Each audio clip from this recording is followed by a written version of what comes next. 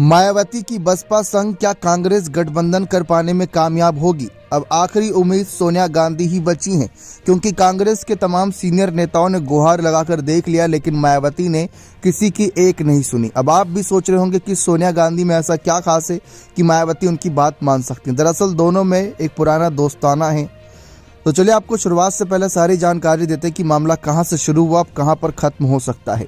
जैसा कि आप जानते हैं, मायावती ने काफी लंबे समय पहले ही ऐलान कर दिया था कि लोकसभा विधानसभा चुनाव वह अकेले लड़ेंगी। कांग्रेस पार्टी ने विधानसभा की हार को बर्दाश्त तो कर लिया, लेकिन लोकसभा की हार को वह बर्दाश्त नहीं करना चाहती। इसलिए कांग्रेस चाहती है कि बसपा भी उत्तर प्रदेश में सपा आरएलडी अपना दल कमेरावादी के साथ गठबंधन में आए। लेकिन समय समय पर कांग्रेस पार्टी पर हमला करने के लिए मायावती ने कोई कमी नहीं छोड़ी। मायावती ने हाल ही में हुए विधानसभा चुनाव में लगातार कांग्रेस पर कठोर वार किए। बीजेपी पर इतने नहीं किए जितने कांग्रेस पर किए। कांग्रेस उन्हें दलित विरोधी पार्टी लगती है। उनका दावा है कि कांग्रेस ने बाबा साहेब आम्बेडकर और कांशीराम के साथ धोखा किया। मायावती हर चुनावी मंच से जोर बताती हैं कि बीएसपी संस्थापक कांशीराम के निधन पर राष्ट्रीय शोक नहीं घोषित किया गया था। उस समय केंद्र में कांग्रेस की सरकार थी। सरकारी नौकरियों में प्रमोशन में आरक्षण का कांग्रेस ने विरोध किया। मायावती अपने भाषण में आधा समय तो कांग्रेस को ही कोसती रहती हैं, लेकिन सामने से विरोध में एक बयान तक नहीं आता। आखिर ये कैसा रिश्ता है?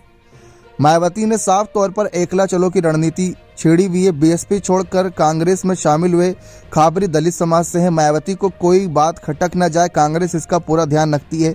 बीएसपी से कांग्रेस में आए यूपी के एक बड़े मुस्लिम नेता कहते हैं, बहन जी के साथ आ जाने से पश्चिमी यूपी में हमें बीजेपी को पानी पिला सकते हैं। कांग्रेस के एक प्रवक्ता कहते हैं कि पूर्वांचल में भी बीएसपी से गठबंधन का फायदा भी इस बार लोकसभा चुनाव लड़ना चाहते हैं। वे बीएसपी के कुछ नेताओं से निजी तौर पर भी मिलते रहते हैं। तो लगातार जो भी नेता हैं सब मानते हैं कि बसपा बहुत मजबूत है। अब बीएसपी से गठबंधन के पीछे सबसे बड़ा तर्क यह है कि मायावती के वोटर मूल रूप से बीजेपी विरोधी हैं, इसलिए वोटों को ट्रांसफर कांग्रेस के पक्ष में आसानी से हो सकता है। वैसे ऐसा कोई आंकड़ा उपलब्ध नहीं कि कांग्रेस और बीएसपी में 1996 में जिस तरीके से हालात बने थे वे आप सभी ने देखे।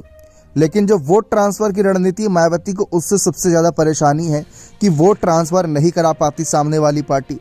अब आपको 1996 में लेकर चलते हैं, जब यूपी में चुनाव के लिए गठबंधन हुआ तब कांग्रेस 125 सीटों पर चुनाव लड़ी। बीएसपी के खातों में 300 सीटें करीब गई थी। उस समय कांग्रेस सिर्फ 33 सीट पर ही जीत पाई थी। चुनाव बाद बीएसपी ने बीजेपी के साथ सरकार बना ली। कांग्रेस के एक वरिष्ठ नेता कहते हैं कि पार्टी को इस बार अकेले ही चुनाव लड़ना चाहिए। कांग्रेस कैंप में ये माना जाता है कि सोनिया गांधी के मायावती से अच्छे रिश्ते हैं, दोनों एक दूसरे का सम्मान करते हैं। अब सारा मसला यहीं पर आता है कि आपने शुरुआत से लेकर अंत तक देखा, हर किसी के खिलाफ मायावती कठोर नजर आई। अब राहुल गांधी की अगर हम बात कर ले तो राहुल गांधी पर भी कठोर हुई थी। जब साल 2022 का विधानसभा चुनाव था, राहुल के कुछ बयानों से मायावती नाराज हो गई थी। जब राहुल ने खुले मंच से कहा था कि मायावती को मुख्यमंत्री पद पर देखना चाहते थे, हम तो उनके साथ गठबंधन चाहते थे, लेकिन वे आगे नहीं आई, तब मायावती ने उनका भी घमंड उतारते हुए कहा था कि सरासर झूठ बोल रहे हैं। मल्लिकार्जुन खड़गे जो कांग्रेस अध्यक्ष, मायावती ने उनको लेकर भी कहा था कि अध्यक्ष सिर्फ इसलिए बनाए जा रहे हैं क्योंकि कांग्रेस कमजोर पड़ रही है और दलित को आय कर रही है। लेकिन बात सोनिया गांधी की आती है तो मायावती के सोनिया गांधी के साथ अच्छे रिश्ते हैं, दोनों एक दूसरे का सम्मान करते हैं, इसलिए गठबंधन की गुंजाइश सिर्फ और सिर्फ सोनिया गांधी के फैसले के बाद टिकी है। राजनीति में गठबंधन संबंधों से नहीं, चुनावी नतीजों के गुना गणित पर बनते हैं। लेकिन जैसा कि आप जानते हैं कि मायावती नाराज भी इसलिए हुई थी कि सोनिया गांधी ही मल्लिकार्जुन खड़गे को उत्तर भारत की राजनीति में लेकर आई थी।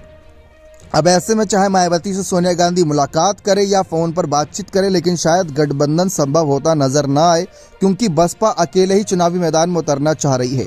खबरें इस बात की ओर इशारा कर रहे हैं कि मायावती के जन्मदिन के दिन कांग्रेस के कुछ नेता मायावती से जाकर मुलाकात करेंगे, उनसे बात करेंगे गठबंधन पर, सारी बातें साफ करेंगे। अगर मायावती की कोई तकलीफ, परेशानी, कोई शर्त है तो उसको स्वीकार किया जाएगा, नहीं तो उत्तर प्रदेश में गठबंधन का ज्यादा फायदा नहीं होने वाला। दूसरी तरफ सपा नेताओं का कहना है कि हम गठबंधन में अकेले ही, मतलब जितनी पार्टियां हैं उतनी काफ़ी हैं, लेकिन आप भी जानते हैं कि बसपा कितनी ज़रूरी हो जाती है इसे राष्ट्रीय चुनाव के लिए। अब सोनिया गांधी मिलती हैं या फ़ोन पर बात करती हैं, देखना दिलचस्प रहेगा कि मायावती को कैसे मनाया जाता है। बने रहे चैनल के साथ, बहुत बहुत धन्यवाद।